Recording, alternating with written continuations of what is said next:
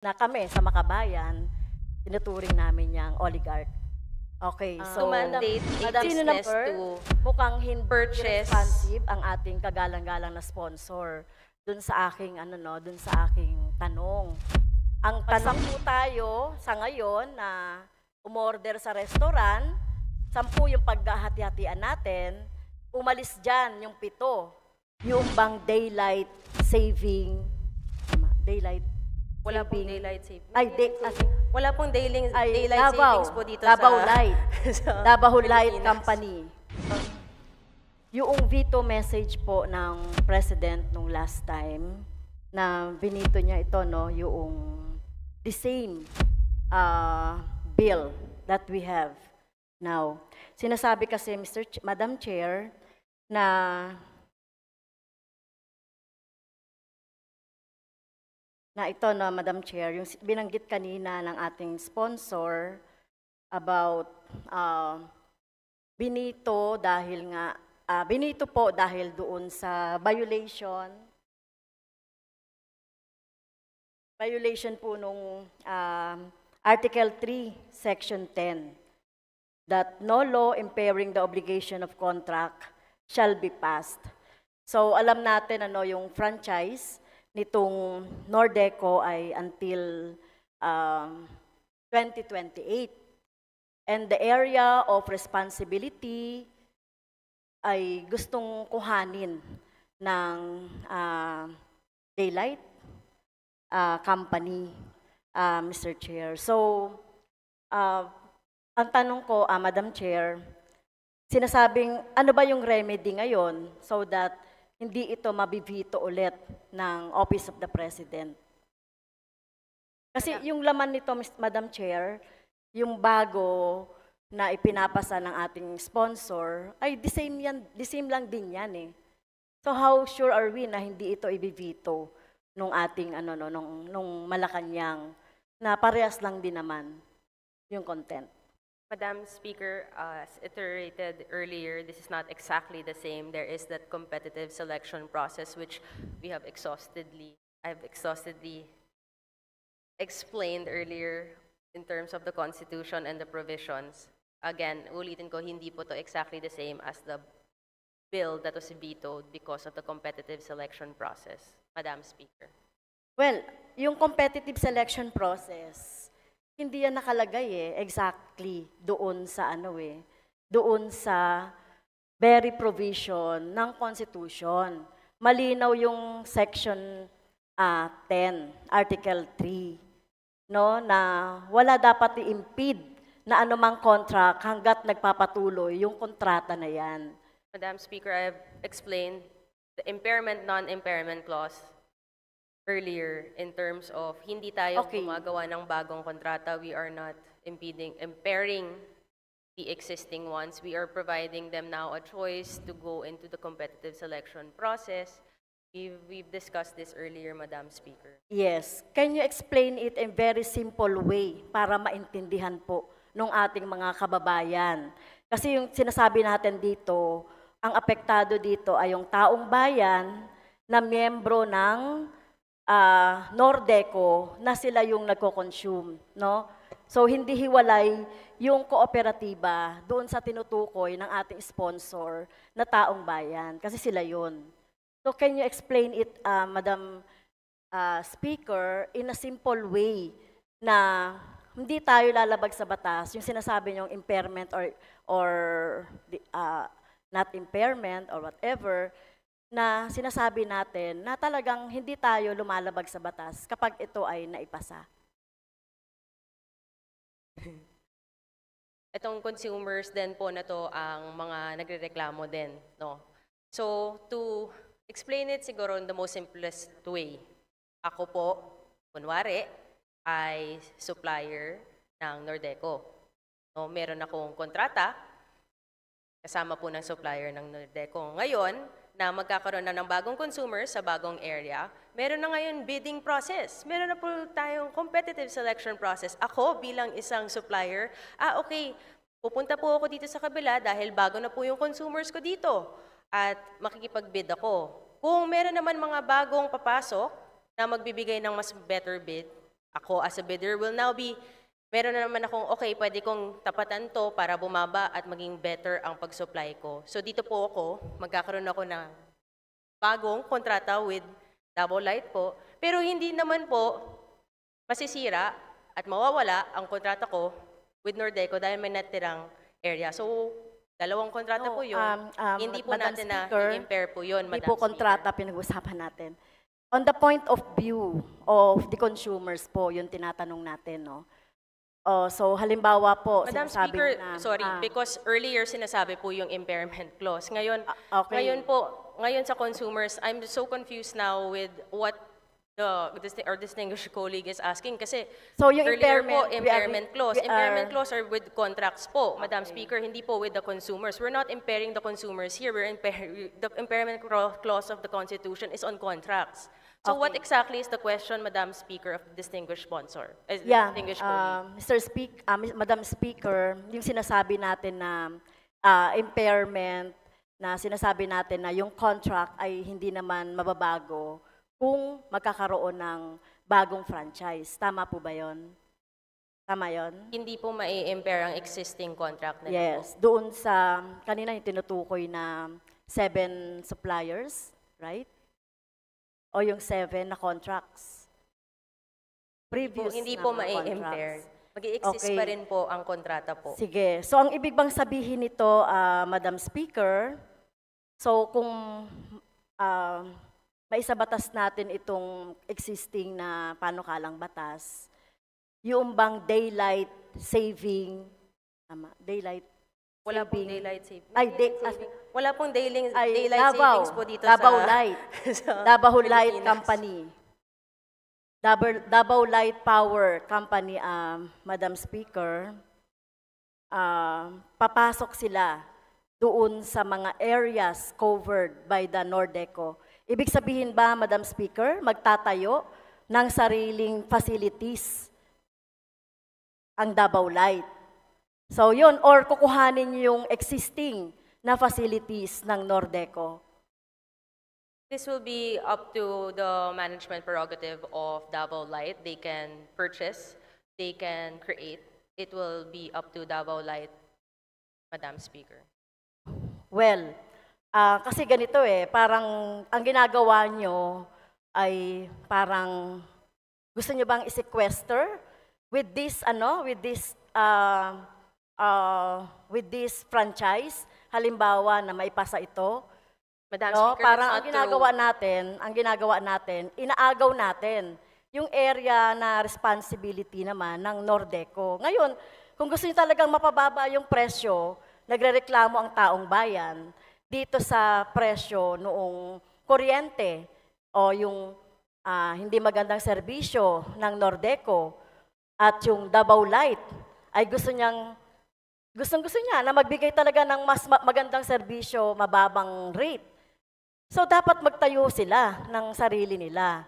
No, hindi nila kukuhanin yung existing facilities ng Nordeco kasi nga they are in franchise. May franchise pa sila hanggang 2028. So yun ang ano ko doon, yung aking yung tanong, di ba? So kung talagang willing ang Davao Light na gumanda ang serbisyo, meron silang ino-offer na magandang serbisyo. Tapos yung mga existing ay tingin nila ay hindi, existing Nordeco hindi. So dapat magtayo. So bakit gusto nating kuhanin na agad yung mga later on yung mga existing facilities nila? 'Di ba? At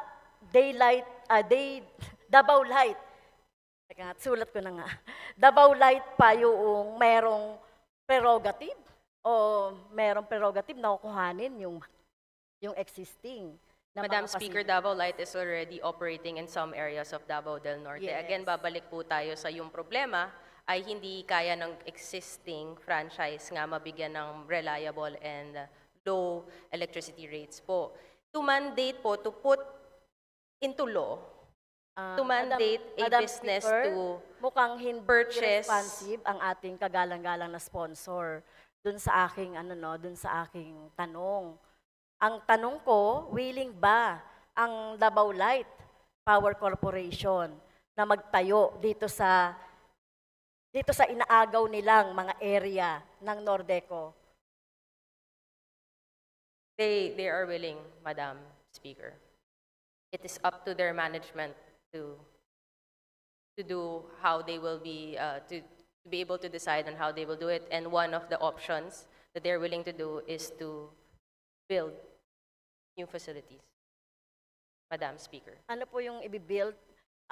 Ilang taon po ba na magbi-build? Kasi ito pong, Madam Speaker, ito pong Tagum City, Island of Garden City of Samal, Asuncion, Capalong, New Corella, San Isidro, Calaingod, in Davao del Norte, tsaka Maco in Davao de Oro, ito po ay existing na. At matagal na po no, na nagsiservisyo dito yung Davao Light, ang Nordeco. At yung sinasabi natin na problema, no? Parang sinabi nga ni Kong Presley kanina, parang ito yung pinakamas marami, no? Pinakamalaki. Mamaya darating tayo dyan, tatanungin na. Ito yung pinakamalaking area na sakop ng Nordeco. So sabi kanina ng isang sponsor na kung kayo, willing kayong mag-amend na ilahat na, anuhin natin. So, tingin ko parang nag-aano tayo dyan ng monopolization, di ba? So, yun nga tanong ko, willing at ilang taon ba na magagawa itong mga installation na to, just in case no, na maaprubahan natin itong bill na ito, at willing naman ang Davao Light na ma-take over ito, Madam Speaker. Ilang taon ba yung pag-construct? Madam Speaker, I think it is very unfair for me to give how many years when it's up to the management prerogative of Davao Light to do it, should they choose to build. In terms of the areas and the existing of Nordeco in these areas, no, ay mag-ooperate pa rin naman because they will still have other areas to service. At the same time, Madam Speaker, no, itong mga ganitong aspeto, beyond naman po ata sa trabaho ng Kongreso, i-mandate din sila kung ilang years kailangan nilang kung gagawin nila, no, to make us mandate them to build also. So it's going to be really up to Davao Light how they will be able to ensure reliable, efficient, and lower rates of these and affordable rates for the areas that they would be putting in. I want to address also yung Madam sinabing Speaker, earlier na yung Madam buong Speaker. area, Madam Speaker, na Okay. we discussed this already in the committee and it is the Well, committee's sorry po, decision hindi not pa ako to do kasama it. sa committee hearing. Kaya dito nga natin pinoprofound na no, yung mga question na gusto kong tanungin at maklarify. So sabi nyo, Madam Speaker, should they choose, no? So talagang hindi sure tayo na talagang gagawin nila yon. No, kung gusto talaga nilang mapaganda yung serbisyo. Kasi nga yung existing, hindi na nga, sabi nyo, hindi nga maganda ang serbisyo, mataas ang rate. Yung kanilang mga existing na, na mga facilities na pinaghirapan niya ng cooperative, pinaghirapan niya ng mga taong bayan, membro ng cooperative, ay kukuhanin ng, ng Davao Light. No, dapat gumawa sila kung gusto talaga nila ng competitive, magiging competitive, di dapat gumawa sila. So yun lang yung suggestion natin. Hindi natin kino-compel sila, wala sa mandato natin yan. Pero dahil nga sa sinasabi nyo na hindi talaga effective itong Nordeco na magbigay ng ganong serbisyo na mas mura, mas maayos, di dapat bago at magtayo sila. No? At hindi yung mga existing yung gagamitin nila dahil ito naman itong mga facilities dito na sinasabi nating area of responsibility ng Nordeco, ay wala namang wala naman talagang masabi kayo na talagang reklamo ng taong bayan.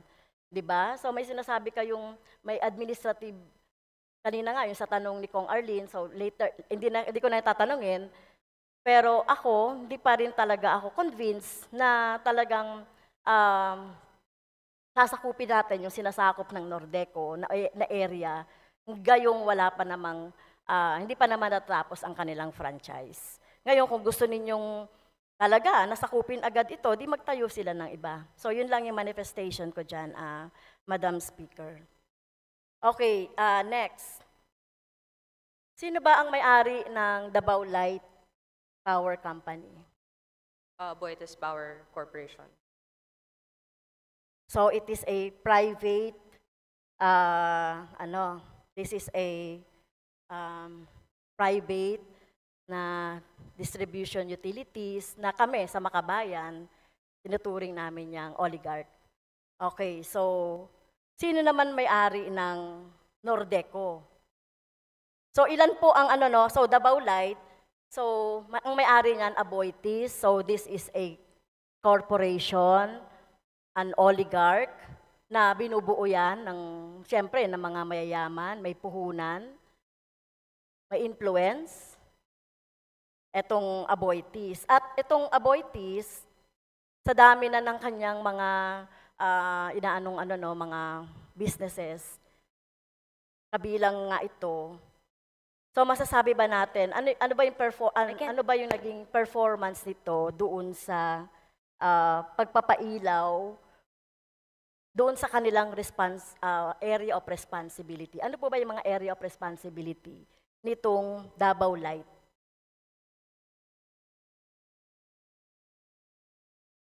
Madam Speaker, meaning the areas that it's operating on now, meaning Davao City?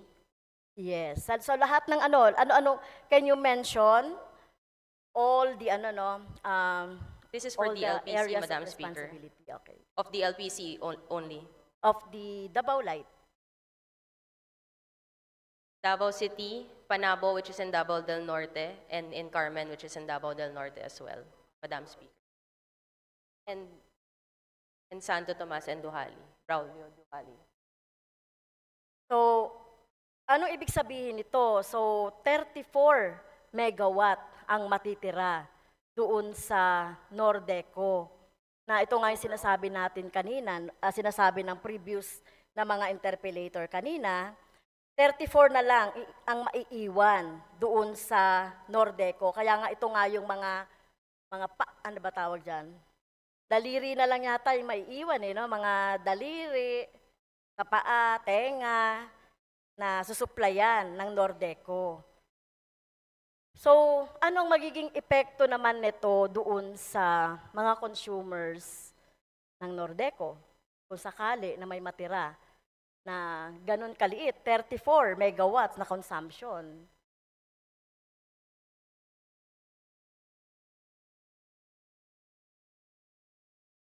Well, if right now they are at 134 and nahihirapan na nga silang i-manage yun, it might give a positive effect because mas mababa na yung kailangan nilang i-manage, so they could serve yung matitira better po. Okay, so medyo mahirap mag-hypothesize nun. Yes, No? everything I think So, that's yung being stranded thrown is cost, yun yung hypothetical. rin natin, sunod na nating tanong, sino magbabayad nitong mga stranded cost na 100? So, katulad nga yan ng comparison.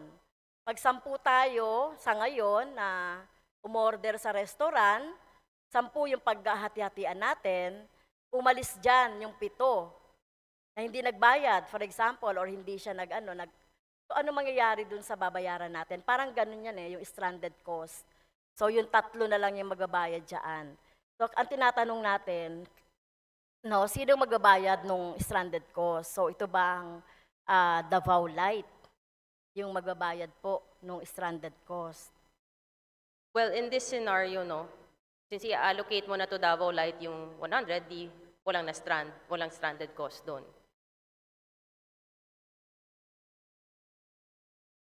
I'm sorry, Madam Spon. Na-allocate na natin yung 100 doon sa Davao Light, Madam Speaker. So, essentially, wala nang stranded cost doon. Na-allocate na natin to Davao Light.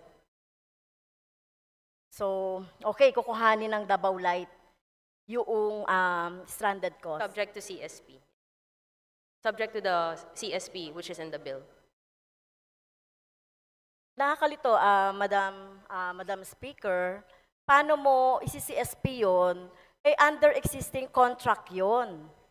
Diba? So, nakakalito naman yon na ganitong gagawing procedure ng Davao Light. Eh, existing contract nga siya eh. Kasi, so, di ba yung 100 kanina sanabi natin mapupunta doon. Yung CSP pupunta doon because the suppliers now are incentivized to move to Davao Light. But if they opt to stay, then hindi naman yung buong 100 yung malilipat po. So it would really depend. Babalik tayo dun sa 7 different scenarios kanina po, na hypothetical again, depending on what will happen. That's why we're giving them this with the CSP. Hypothetical to. Hindi, sinasabi nyo kasi na out of 134 megawatts consumed by all the consumers ng Nordeco, yung kukuhanin na area ay approximately 100 megawatts. So ang tanong ko, sino yung magbabayad nun? So hindi nyo pwedeng ipabayad yon doon sa mga natitira, di ba, na mga consumers ng Nordeco. Kasi nga, existing pa yung contract nila na may ganitong cost nung per kilowatt hour. So kung kukuhanin nyo na ngayon yan, magiging batas na ito by 2025, gusto ko lang ma-assure ang ating mga consumer na matitira sa Nordeco na hindi sila yung magbabayad nun. Since i-assume ng Davao Light etong 100 na to.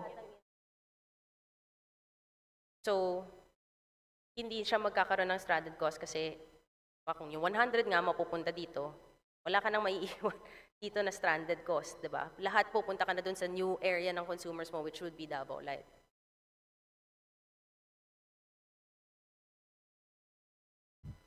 Okay, so gusto kong hanapin sa bill yun. Ano bang mangyayari? Kasi kailangan That's why the competitive makita selection natin process comes in, Madam.